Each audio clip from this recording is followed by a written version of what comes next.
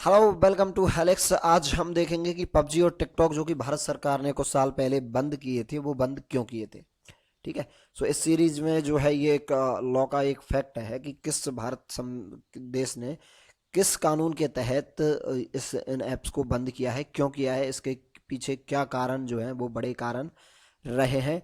ये अपन आज डिस्कस करते हैं कि भारत सरकार ने इन चाइनीज ऐप जो हैं, ये सारे के सारे ऐप जो हैं वो चाइना देश के हैं। ये एक तो ये इम्पोर्टेंट है। और चाइना देश से जो हमारे अंतर्राष्ट्रीय जो संबंध हैं वो कुछ ठीक नहीं चल रहे थे उस समय। ठीक है। तो इसलिए इनको ऐप को बंद किया है। लेकिन जैसा कि आप जानते हैं कि अगर हमारे किसी भी देश के साथ संबंध अच्छे नहीं है तो हम हर एक चीज़ को ऐसे बैन नहीं कर सकते। ठीक है। उसके पीछे हर एक चीज़ का, जैसे कि अगर अपन ट्रेड बंद कर रहे हैं तो उसके पीछे का एक अलग कारण होता है। ठीक है। टूरिज्म की पॉलिसी अगर चेंज कर रहे हैं तो उसके पीछे एक अलग कारण होता है। ठीक है। तो इसी प्रकार से अगर टिकटॉक और पबजी है तो इसको बैन करने के पीछे भारत सरकार ने क्या रीजन जो है वो दिया है। देखिए, दो तरीके के रीजन है। एक तो इंटरनल रीजन होता है और एक जो रीजन होता है वो है दिखाने का रीजन होता है। शो ऑफ करने के लिए कि हम कुछ ना कुछ तो बोलना पड़ेगा कि हमने इसको क्यों बंद किया है। ठीक है। तो मेन जो कारण था, जो कि इंटरनल रीजन था, वो तो ये था कि हम इन दोनों देशों का जो संबंध जो है वो काफ़ी अच्छे नहीं चल रहे थे।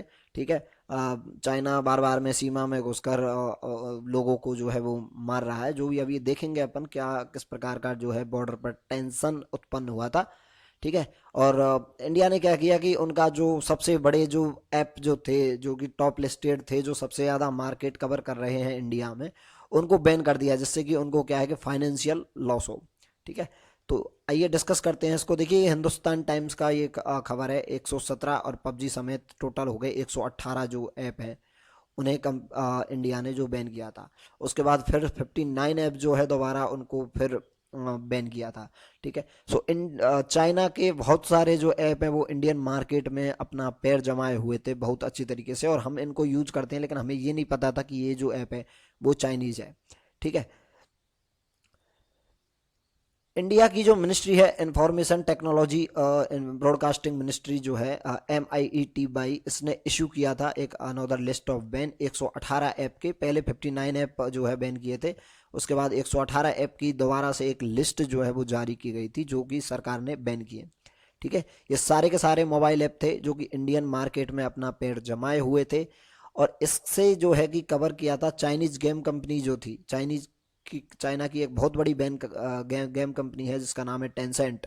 उसका एक गेम है प्लेयर्स अननोन बैटल ग्राउंड, जो कि नाम से जाना जाता है पबजी नाम से। और Ludo Bird, Arena Valor and Chess Rush जो है, ये चार पांच गेम जो हैं एक ही कंपनी के हैं।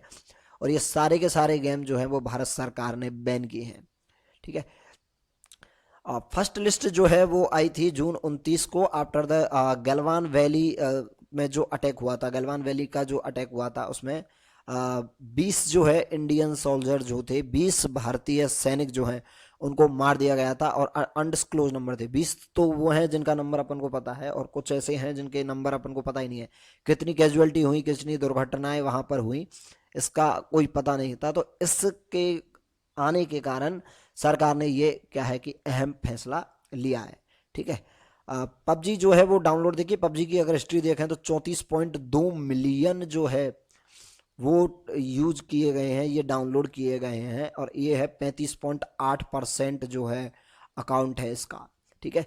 12.24 मिलियन इंस्टॉल हुए हैं। आप यकीन नहीं कर सकते कितना ज़्यादा इसका मार्केट है। और ये डेटा जो है वो है सेंसर टावर का जो डेटा है। तो ये देखिए पबजी का इतना बड़ा जो है मार्केट है इंडिया में। अब दूसरी बात ये आती है कि गलवान वैली के अटैक तो इसका एक मेन रीजन था, लेकिन गवर्नमेंट जो है किसी भी ऐप को या किसी भी के प्रति जब एक्शन लेती है तो एक लिखित में कोई इन्फॉर्मेशन होती है कि किस कानून के तहत उसको बंद किया है। ठीक है। तो ये है कि इज इट लीगल, क्या किसी भी देश के ऐप को, किसी भी देश की कंपनी को, क्या हम सर्विसेज को ऐसे बंद कर सकते हैं। तो इंफॉर्मेशन टेक्नोलॉजी एक्ट जो है 2002, ठीक है, सूचना प्रौद्योगिकी अधिनियम जो है तो उसकी सेक्शन 69A जो है, धारा 69A जो है, उसके तहत जो है कि ग्राउंड से हैं। ठीक है। और इसमें लिखा हुआ है कि अगर देश की सॉवेरेनिटी, संप्रभुता, अखंडता, डिफेंस ऑफ इंडिया, देश की सुरक्षा और सिक्योरिटी के लिए अगर कोई भी चीज़, ठीक है। अगर कोई भी चीज़, कोई भी इंफॉर्मेशन, कोई भी इंफॉर्मेशन टेक्नोलॉजी से रिलेटेड कोई भी वस्तु, कोई भी ऐप, कोई भी वेबसाइट अगर इन चीज़ों में अगर खतरा उत्पन्न करेगी तो सरकार उनके प्रति एक्शन ले सकती है। ठीक है। उसमें friendly relation with foreign states हो सकते हैं, पब्लिक ऑर्डर और preventing incitement and the commission of the cognizable offence relating issues जो हैं वो सारे के सारे कवर हैं। ठीक है। For investigating any offence. ठीक है। तो किसी भी प्रकार से अगर देश की सॉवरेनिटी, संप्रभुता, एकता, अखंडता, भारत की रक्षा के लिए अगर कोई भी इंफॉर्मेशन, कोई भी ऐप, कोई भी वेबसाइट अगर इसके लिए उत्तरदायी है तो हम 69A इंफॉर्मेशन टेक्नोलॉजी एक्ट 2002 के तहत उस ऐप को, उस कंपनी को, उसकी सेवा जो वो सेवाएं दे रहा है, वेबसाइट को, इनको बंद कर सकते हैं। ठीक है। ठीक है। ये कन्फर्म करता है central and the state government. ये ऑल्सो 69A जो है, एक तो अपन ने पहले पढ़ा, और 69A का और क्या काम है, ये सेंट्रल और स्टेट गवर्नमेंट की पावर जो है पावर को इशू करता है। Direction to interpret, monitor, decrypt any information generated, transmitted, received और stored in any computer resources.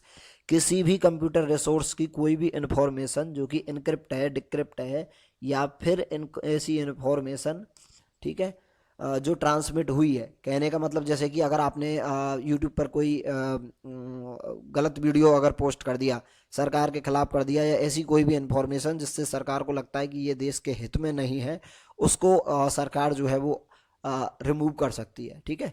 तो यहाँ पर ये फ्रीडम ऑफ स्पीच का जो क्लॉज है वो नहीं लगेगा, क्योंकि article 69A, section 69A of information technology act जो है वो ये अनुमति देता है सरकार को कि वो ऐसा काम कर सकती है। ठीक है। किसी भी स्टेट में, जैसे कि इंटरनेट का जो इंटरनेट बंद कर देते हैं स्टेट में, एक दिन के लिए इंटरनेट बंद किया, वो भी इसी धारा के तहत होता है। ठीक है। आपकी कोई भी प्राइवेट इंफॉर्मेशन जो है वो सरकार एक्सेस कर सकती है इस नियम के तहत। ठीक है। तो आज अपन ने ये जाना कि सरकार ने जो ये ऐप बंद किए हैं, टिकटॉक है, पबजी है, वो किस कानून के तहत बंद किए, इसका क्या फ़ायदा जो है वो सरकार को हुआ है। फ़ायदा इसका ये हुआ है कि हमारा जो इंडिया मार्केट जो है वो खुद ये गेम्स और ये प्लेटफॉर्म जो है वो बना सकता है आसानी से। तो इससे काफ़ी ज़्यादा जो है इकोनॉमी में जो है वो चेंजेस होंगे। ठीक है। तो thank you for watching. Like, subscribe और शेयर कीजिए हेलिक्स एजुकेशन को ऐसे ही लॉ फैक्ट्स जानने के लिए।